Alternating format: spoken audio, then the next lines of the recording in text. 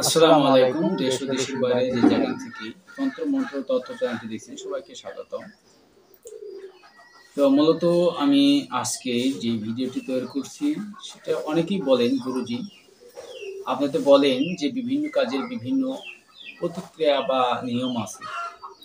তো আপনি বলেন যে বশীকরণের কাজ করতে গেলে আনার বা ডালিমের কলম, চম্পা বা চামেলি ডাল দিয়ে লিখতে হয়। তো এগুলো আমি বলে থাকি। অনেকেই আবার বলেন গুরুজি আপনি এগুলা বলেন আপনি কি ডাল দিয়ে লেখেন না কলম দিয়ে লেখেন? তো তাই সেটি দেখানোর জন্য মূলত ওই ভিডিওটি করছি।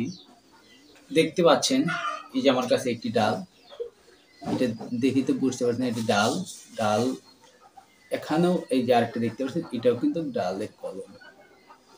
আমি মূলত এগুলা ডালের কলম ব্যবহার করি। এটা হচ্ছে নিমের, এটি হচ্ছে ডালিম বা আনার। এগুলো দিয়ে কিন্তু আমি ব্যবহার করি। তারপর দেখতে মাথাতেই কিন্তু কালি যে দেখতে পাচ্ছেন কালি কিন্তু দাগ আছে। তো মূলত আমি এগুলো দিয়ে কিভাবে লিখি সেটা আপনাদেরকে দেখাবো যে আসলে সেগুলোতে লেখা যায় কিনা বা লেখা হয় কিনা। আমি একটি বশীকরণের তদবিরের কাজ করতেছি। তো আপনার মনে করেন না সবার মানে অনলাইনে এরকমভাবে কাজ করা এটা আমার পক্ষে মানে হয় না। তো এই যে আমার এখানে দেখতে পাচ্ছেন একটি প্রদীপ, এই প্রদীপে অগ্নি আছে, দেখতে পাচ্ছেন অগ্নি। তো এই প্রদীপ জ্বালিয়ে রাখছি, জ্বালিয়ে রাখতে হয়। আবার এখানে দেখতে পাচ্ছেন এই যে জাফরানের কালি, এই যে কালি দেখতেই পাচ্ছেন। আরও দেখাচ্ছি, দেখতে পাচ্ছেন এটা হচ্ছে কালি। আর মূলত আমার এখানে দেখতে পাচ্ছেন হার্ডবোর্ড বা অয়েল পেপার। হার্ডবোর্ড বা অয়েল পেপার এখানে একদম সম্পূর্ণ এটা কিন্তু অয়েল পেপার। যাই হোক আপনাদেরকে আমি ওঠাই দেখাচ্ছি, এটা কিন্তু অয়েল পেপার। এই অয়েল পেপারেই আমি লিখব। তো যাই হোক আমি কিভাবে লিখি আপনারা দেখুন যে আসলে লেখা যায় কিনা। ততক্ষণ আমি লিখে আপনাদেরকে দেখাবো, ততক্ষণ সঙ্গে থাকবেন ইনশাল্লাহ।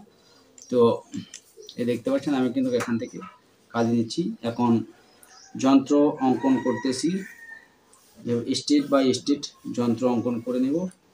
তো নিয়ে কিন্তু আমি তদবিরটা লিখব।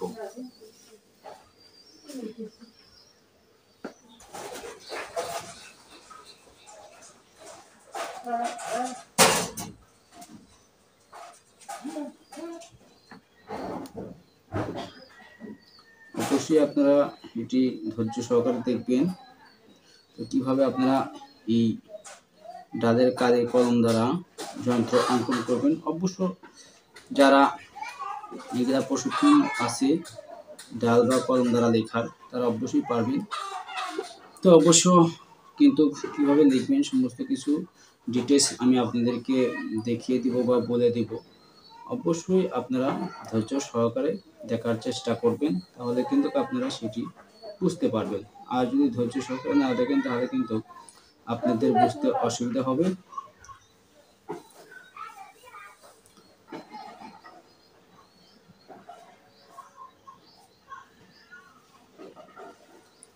দেখুন আমি কিভাবে লিখতেছি, ইনশাল্লাহ দেখলেই বুঝতে পারবেন।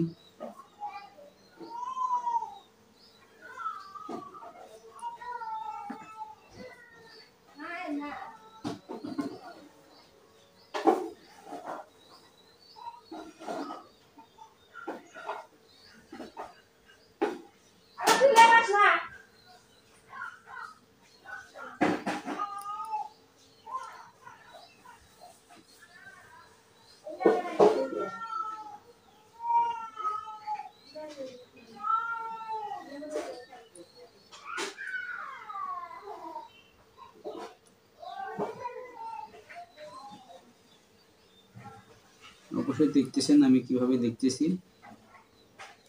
লিখতে খুবই একটা সময় লাগে না, তবু আমি আপনাদেরকে দেখানোর ক্ষেত্রে আস্তে ধীরে লিখছি, যাতে আপনারা বুঝতে পারেন বা ই করতে পারেন যে আসলে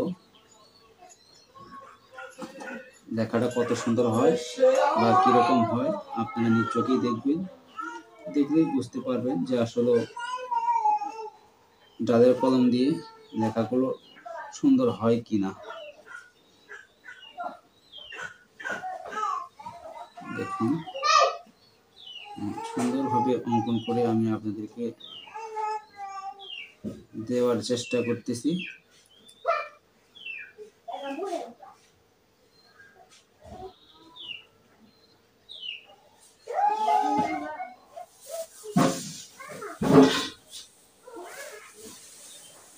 আমার তদবির লেখা শেষ, এখন তদবির নিচে তাদের নাম লিখব।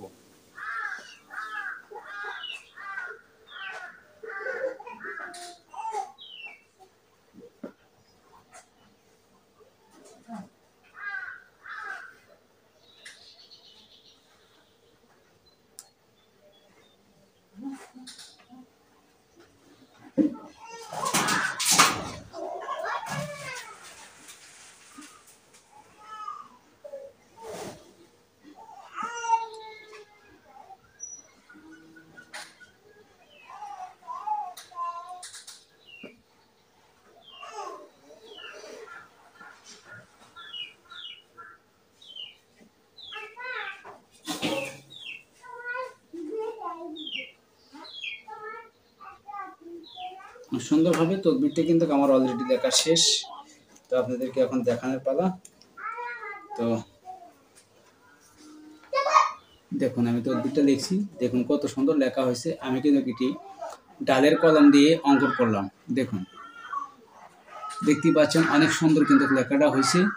তো আসলে যারা লিখতে জানেন তারা কিন্তু ডালের কলম দিয়ে এভাবে লিখতে পারবেন, আর যারা আসলে লিখতে জানেন না তাদের যে কলমটাই হোক তারা কিন্তু লিখতে পারবেন না, কেননা এই ডালের কলমটা লিখতে গেলেও অনেক অভিজ্ঞতা লাগে। আর যারা মূলত অনেক ক্ষেত্রে আমরা দেখি তান্ত্রিক কবিরাজ, তান্ত্রিক অর্থ কি সে অর্থগুলো জানতে হবে। তান্ত্রিক অর্থ স্বয়ং সম্পূর্ণ সিদ্ধিপ্রাপ্ত, তাদেরকে তান্ত্রিক বলা হয়। কবিরাজি যারা করেন, কবিরাজি হচ্ছে গাছগাছরা এবং কিছু ঝাড়ফুঁক যারা করে তাদেরকে কবিরাজ বলা হয়। তো মূলত এইসব নিয়েই আজকের কথা ছিল। তো আসলে যারা ডালের কলম দিয়ে লিখতে অসুবিধা, বুঝতে অসুবিধা কিভাবে কি করতে হয় বলবেন, আমি সেটি বুঝিয়ে দেওয়ার চেষ্টা করব। ডালের কলম দিয়ে কিভাবে লিখবেন, কিভাবে প্র্যাকটিক্যাল লিখতে পারবেন, বা কিভাবে ডালের কলম দিয়ে লিখতে হয় বা ধরতে হয়, সেগুলো আমি আপনাদেরকে বলে দেওয়ার চেষ্টা করব মাত্র। আর যারা অবশ্য আরো অন্যান্য কিছু জানতে চান, বুঝতে চান, তাদেরকে আমি জানানোর বা বোঝানোর চেষ্টা করব। তো আসলে কি বলবো, আর বলার কোনো কিছু নেই। আর যারা যোগাযোগ করতে চান অবশ্যই স্ক্রিনে দেওয়া এই হোয়াটসঅ্যাপ নাম্বার আছে, সেখানে আপনারা যে কোনো ধরনের জরুরি পরামর্শের জন্য ফোন করতে পারেন বা মেসেজ করতে পারেন। এবং আমার ভিডিও সম্পর্কে যদি আপনাদের কোনো মতামত থাকে তাহলে কমেন্ট বক্সে কমেন্ট করে লিখে জানাবেন। তো সবাই ভালো থাকবেন, সুস্থ থাকবেন। আল্লাহ হাফেজ।